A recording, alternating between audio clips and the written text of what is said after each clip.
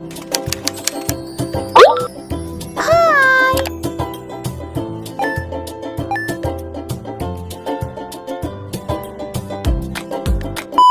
go.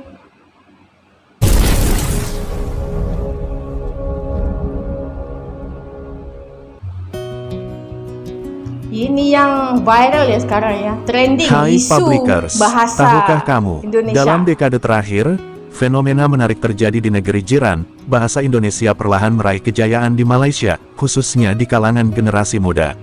Fenomena ini bukan terjadi karena kebijakan politik atau kolonisasi budaya, melainkan karena kekuatan media, hiburan, dan teknologi yang menjangkau lintas batas. Platform seperti YouTube, TikTok, dan Netflix membanjiri pengguna Malaysia dengan konten berbahasa Indonesia, dari sinetron, lagu-lagu populer, hingga influencer dengan gaya bicara yang khas. Betul? Kata-kata seperti mantap, baper, gabut, dan ngegas kini lebih sering terdengar di percakapan sehari-hari anak muda Malaysia dibanding padanan aslinya dalam bahasa Melayu Malaysia. Ironisnya, meskipun akar bahasa Indonesia dan Melayu berasal dari rumpun yang sama, kini banyak remaja Malaysia lebih fasih menyerap kosakata Indonesia daripada memelihara.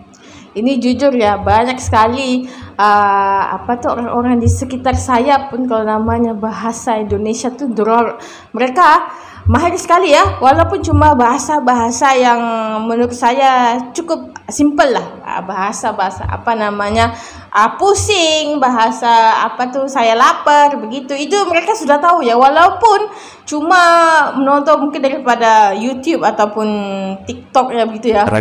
Keunikan bahasa Melayu lokal mereka.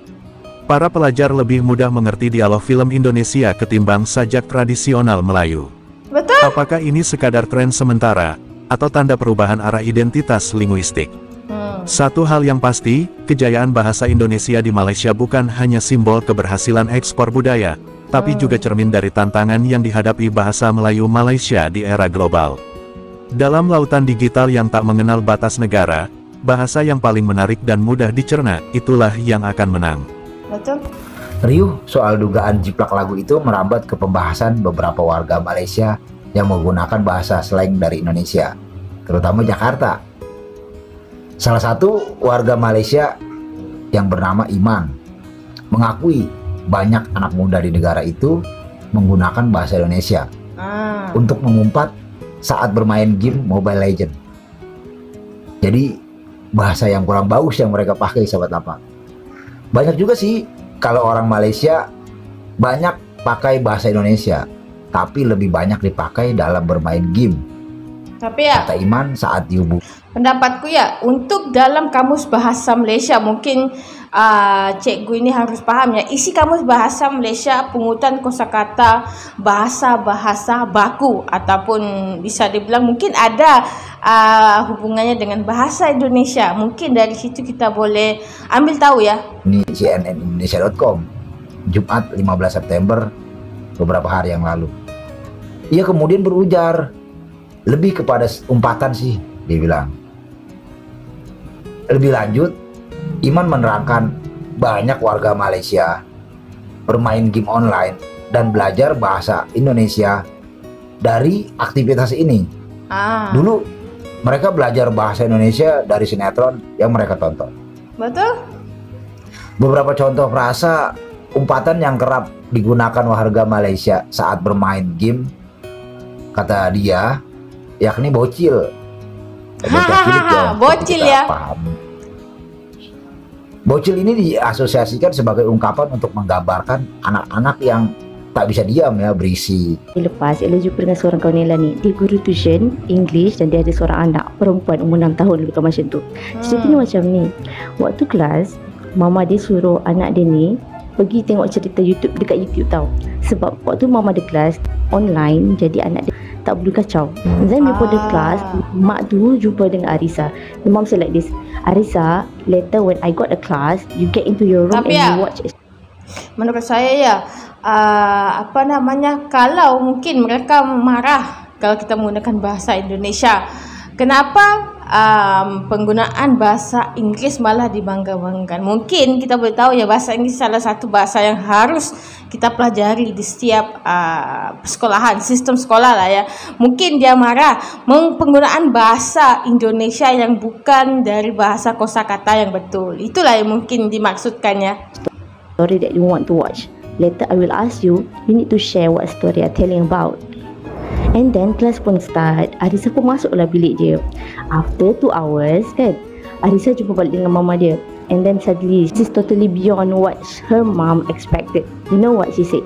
She said like this, "Ya ampun mami, aku lagi ketiduran, maafin gue ya." Mak dia pun lagi gelak lah sungguh-sungguh. Mak dia expect anak dia tengok cerita Inggeris, but suddenly she is watching Indonesian story. I've been thinking so many parents can relate this story because ramai orang Malaysia sekarang, terutama anak-anak muda yang kecil tu kan, biasa tengok Indonesian version kartun, betul tak? Betul. And I think you should proud of this. Sebab apa? Kita dengan Indonesia ni adalah serumpun. Bahasa kita lebih kurang sama. Cuma ada certain word lah yang berbeza. Contohnya macam ketam. Kita panggil ketam, dia panggil kepiting. Kita panggil baldi, dia panggil emper. Oh, for your information, kalau nak tahu, otak yang mampu menguasai banyak bahasa adalah satu jenis kecerdasan yang korang patut banggakan. Biasanya orang gelar apa namanya begitu guys, sebenarnya masing-masing negara tu ada bahasanya sendiri. Dan namanya mempelajari bahasa negara lain tu salah satu yang paling dituntut ya dalam kita belajar di mana sekalipun. Sama juga mungkin mereka selalu menyatakan bahwa Nusantara, tapi mereka sendiri tidak tahu apa nama konsepnya Nusantara itu. Polyglot, di mana dia boleh berbahasa dalam pelbagai bahasa.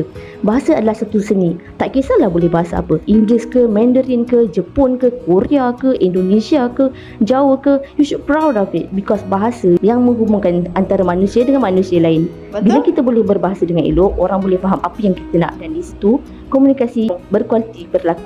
Kasih apa dong? Kamu anak sih. Kamu anak siapa? Apa anak babaku? Wah. Kita hidung dong. Orang kaya mana? Kamu nanya. Kamu kita tanya. Biar aku cari tahu ya. Susah ya. Budak Malaysia tahun 2000. My name is Danish Bensudi. Wah, pandai cakap orang putih.